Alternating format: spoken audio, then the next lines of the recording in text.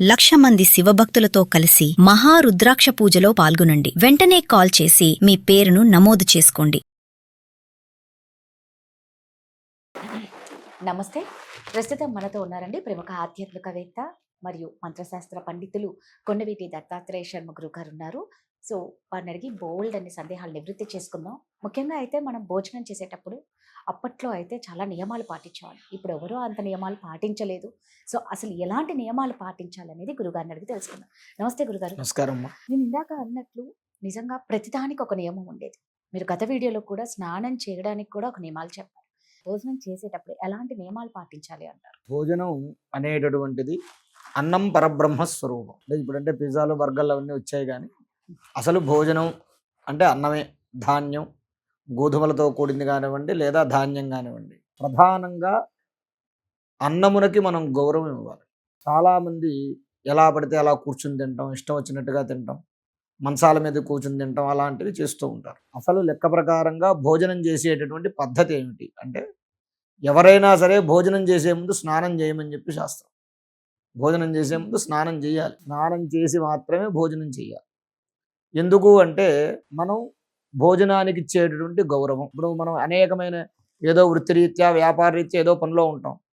పనిలో ఉండి మనం ఏం చేస్తాం, మన శరీరం దుమ్ము పట్టో ఇంకోటో ఉంటుంది, చిరాకుగా ఉంటాం. ఉన్నప్పుడు ఏమవుతుందంటే, ఈ చిరాకుతో మనం భోజనం సరిగ్గా చేయాలి. అందువల్ల ఏం చేయాలంటే స్నానం చేయాలి. స్నానం చేస్తే శరీరం శుద్ధి అవుతుంది. కాస్త మనస్సు కూడా ఆ నీళ్ళ యొక్క చల్లదనానికి కాస్త మనస్సు శరీరం కాస్త ప్రశాంతంగా ఉండి, భోజనం 2 ముద్దలు తినేది 4 ముద్దలు ఎక్కువ తింటాం. ఆ కారణంగా ముందు భోజనం చేయడానికి ముందు స్నానం చేయాలి. ఇప్పుడు ఉద్యోగరీత్యా ఇతరత్ర ఇప్పుడున్న హడావిడిలో ఎవరు చేయలేరు కాబట్టి శుభ్రంగా చేతులు కడుక్కోవాలి. చేతులు ఎందుకు కడుక్కోవాలయ్యా అంటే, మనం చేసేటటువంటి పనిలో ఏదైనా మట్టి మన చేతి వేళ్ల గోళ్ళకి పట్టుకుంటే అది విషపూరితం అవుతుంది. కాబట్టి తినేటటువంటి భోజనం ద్వారా బ్యాక్టీరియా లోపలికి వెళ్ళి అనారోగ్యాలకి కారణం అవుతుంది. కాబట్టి శుభ్రంగా చేతులు కడుక్కోవాలి. ఎవరైతే భోజనం చేస్తారో, అసలు పూర్వం ఏం చేసేవారంటే అరిటాకుల్లో కానీ తామరాకుల్లో కానీ భోజనం చేసేవారు. అరిటాకుల్లోనూ తామరాకుల్లోనూ లేదా వెండి కంచాల్లోనూ కంచు కంచాల్లోనూ భోజనం చేసినంత కాలం ఎవరికి ఏ రోగాలు లేవు. ఎప్పుడైతే సత్తు పాత్రలు వచ్చాయో, ఎప్పుడైతే స్టీలు పాత్రలు వచ్చాయో, ఎప్పుడైతే ఈ ప్లాస్టిక్కి తర్వాత అట్ట ముక్కలకు సంబంధించినటువంటి ఈ ప్లేట్లు లాంటివి వచ్చాయో, ఈ భోజనాలు వీటిల్లో భోజనం చేయడం వల్ల ఏమవుతుందయ్యా అంటే అనారోగ్య కారణాలకి ప్రధానమైనటువంటి హేతువులు. కాబట్టి అయితే అరిటాకు లేదా తామరాకు లేదా విస్తరాకు లేదా మోదుగాకుతో ఉన్నటువంటి ఆకులలో భోజనం చేస్తే మంచి ఆరోగ్యం కలుగుతుంది. అందరూ ఇప్పుడున్న పరిస్థితుల్లో లేదు, కానీ వాస్తవంగా అలా చేస్తే మంచిది. స్టీల్ పాత్రలో చేయద్దు, కావాలంటే కంచు పాత్ర కొనుక్కోండి. కంచులో గనక భోజనం చేస్తే మంచి ఆరోగ్యం కలుగుతుంది. స్తోమత ఉన్నటువంటి వాళ్ళు వెండి పళ్ళాల్లో తినాలి. స్టీల్ పాత్రలో కానీ ఇత్తడి పాత్రలో కానివ్వండి, తర్వాత సత్తు పాత్రలు అంటే అల్యూమినియం పాత్రలు కానివ్వండి, ప్లాస్టిక్ వాటిల్లో కానివ్వండి, మనం భోజనం చేస్తే ఆ చేసేటటువంటి భోజనం విషపూరితం అవుతుంది. ఇత్తడి కంచంలో అయినా తినొచ్చు, తప్పులేదు, అధమం. ఇప్పుడు మీరు వెండి కంచంలో అన్నారు కదా, ఆ వెండి కంచంలో కూడా మధ్యలో బంగారు పువ్వు వేసుకోవాలి.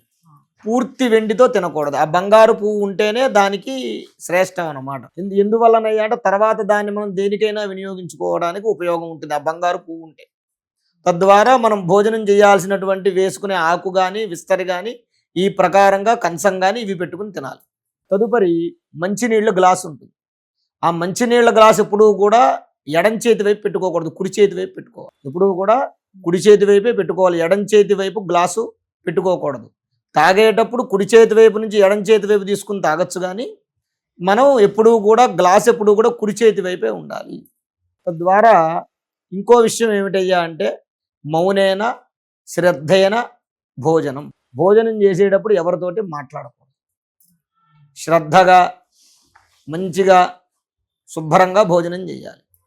తినేటప్పుడే 4 మెతుకులు ఎక్కువ తింటే తర్వాత అస్తమానం ఆకలి వేయదు, తర్వాత స్నాక్స్ అవి తినే అవసరం ఉండదు, ఇబ్బందులు ఉండవు. మీరు అన్నారు కదా కూర్చొని తినాలి అని. అవునమ్మా. ఇప్పుడు ఎక్కడైనా బఫే సిస్టమ్ బాగా ఉంది, చక్కగా ప్లేట్లు తీసుకొని నిల్చొనే తింటారు. అమ్మా, వాస్తవంగా అలా తినకూడదు. భోజనం నుంచుని భోజనం చేయకూడదు. ఎప్పుడూ కూడా నేల మీద కూర్చుని మాత్రమే భోజనం చేయాలి. ఇంకా ఇప్పుడున్నటువంటి పరిస్థితుల్లో చాలామంది పెద్దవారు అంటే కింద కూర్చోలేక పాపం కాళ్ళు అవస్థపడి వాళ్ళు ఏదో టేబుల్ మీద కూర్చుని భోజనం చేస్తే వాళ్ళ వరకు తప్పు లేదు, కానీ ఎవరైనా సరే నేల మీద కూర్చుని నేల మీద కూడా పూర్తి నేల మీద కూర్చోకూడదు. ఏదో ఒక ఆసనం వేసుకోవాలి. చాపో లేకపోతే దుప్పటియో లేకపోతే ఏదో ఒక ఆసనం వేసుకుని ఆసనం మీద కూర్చుని భోజనం చేయాలి. అన్నం పరబ్రహ్మ స్వరూపం. అన్నం తినేటటువంటి వాడు అన్నానికి అపారమైనటువంటి గౌరవం ఇచ్చి తినాలి. లేదంటే సగం తిని వదిలేయకూడదు. వాడికి ఎంత కావాలో అంతే పెట్టుకుని తినాలి తప్ప ఆశ కోసం ఎక్కువ పెట్టేసుకుని సగం తిని మళ్ళీ తినలేక వదిలేస్తే వాడు ఎన్ని మెతుకులైతే వదిలేశాడో వచ్చే జన్మలో అన్ని సంవత్సరాల పాటు వాడి దరిద్రంతో బ్రతుకుతాడు. అంటే వాడికి అన్నం ముట్టదు. వాడికి అన్నం ఎందుకయ్యా అంటే ఒకవేళ ఇంట్లో వండుకున్న అన్నం నువ్వు కంచంలో మిగిలింది ఎంగిలి అవుతుంది. ఈ ఎంగిలి పదార్థం ఎవరు తినడానికి ఉండదు. ఒకవేళ మిగిలితే ఇంట్లో పనివాళ్ళో లేకపోతే పశువులకో పక్షులకో పెట్టుకుంటే పుణ్యం. కానీ ఈ ఎంగిలి అన్నం పెడితే మహాపాపం. అలా మనం పెట్టేటటువంటి అన్నం కూడా వడ్డించేటటువంటి వారు కూడా అన్నం బహుకుర్వీత మంచిగా శ్రద్ధగా పెట్టాలి. పెట్టేవాళ్ళకి ఒక స్త్రీ ఉన్నారు, భర్తకి పెడతారు, పెట్టేటప్పుడు శ్రద్ధగా పెట్టాలి.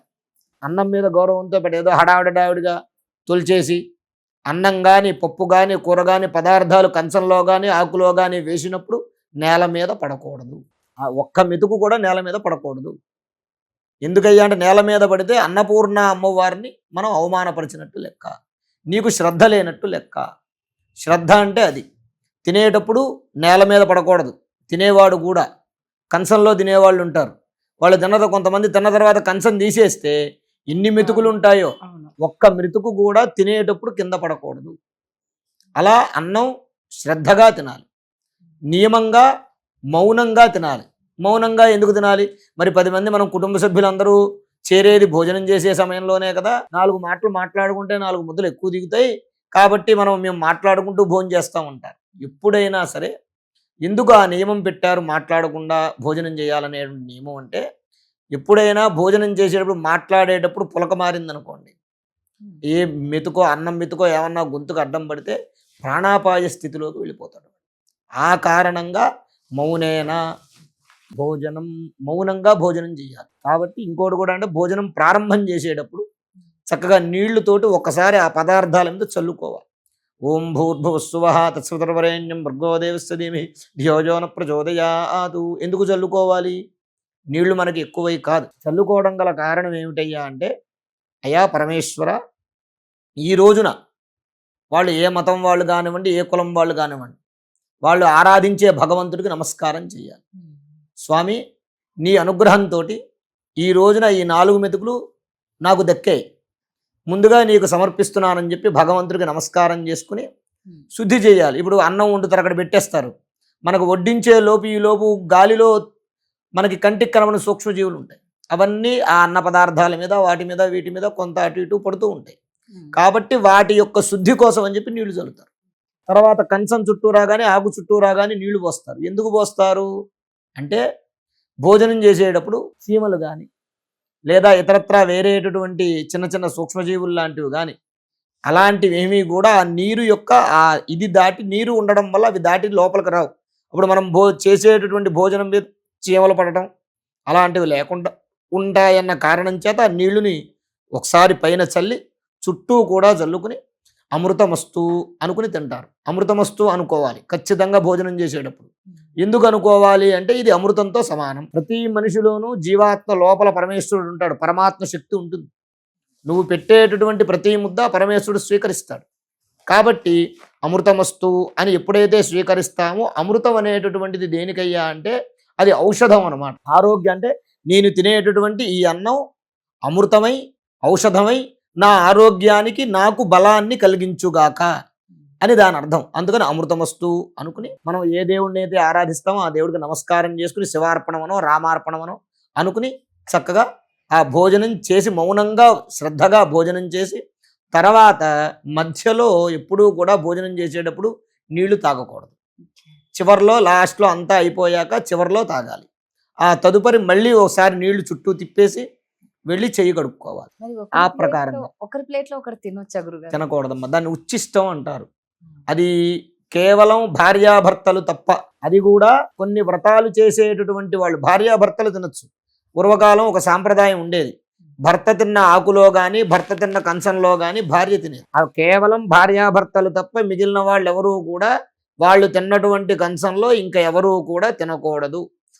ఇప్పుడు కొంతమంది ఇప్పుడు మనం బయటికి వెళుతూ ఉంటాం, హోటల్కి వాటికి వెళ్తూ ఉంటాం, వాడు ఒక గిన్నెలో ఇస్తాడు, ఇది ఆ గిన్నెలోవే ముంచుకుని తినేటువంటి దౌర్భాగ్య స్థితి. ఇదంతా కూడా ఏమిటి, దాన్ని ఉచ్చిష్టం అంటారు, ఎంగిలి. అది పనికిరాదు. అలా తిన్నందువల్ల ఏమవుతుందయ్యా అంటే లేనిపోని అవతల వాడికి ఉన్నటువంటి రోగాలు వీడికి వస్తాయి, వీడికున్న రోగాలు వాడికి వస్తాయి. ఆ కారణంగా ఉచ్చిష్టం అనేది పనికిరాదు, ఎంగిలి అనేది పనికిరాదు. అందులో భోజనం ఇందాక ఏం చెప్పాం, అన్నానికి గౌరవం ఇవ్వాలి. వాడి ఎంగిలి నీ కంచంలోను, నీ ఎంగిలి వాడి కంచంలోను వేస్తే ఇంక నువ్వు అన్నానికి గౌరవం ఇచ్చింది ఏమవుతుంది? కాబట్టి మనం ఆ ప్రకారంగా చేయాలి. నువ్వు నిజంగా మెతుకులు కింద పడితే జన్మలకి దాని దోషం అనేది ఉంటది. అవునమ్మా. చాలా చక్కగా చెప్పారు గురుగారు, ధన్యవాదాలు. శ్రీ మహాగణాధిపతయే నమః. ఆరోగ్యము, ఐశ్వర్యము, ఆనందము, ఆర్థిక లాభం ఇవన్నీ కలగాలంటే ఆగస్టు 11వ తారీఖు మంగళవారం రోజున మేము నిర్వహించేటటువంటి 1,00,000 రుద్రాక్షల పూజలో పాల్గొనండి. పరమేశ్వరుడి యొక్క అనుగ్రహం వల్ల సర్వ విధములైనటువంటి కష్టాలు నివారణమై ఐశ్వర్యాలు కలుగుతాయి. 1,00,000 రుద్రాక్ష పూజలో పాల్గొనేటటువంటి వారు స్క్రీన్ మీద స్క్రోల్ అవుతున్నటువంటి నెంబర్లకు కాల్ చేసి రిజిస్ట్రేషన్ చేసుకోగలరు. స్వస్తి.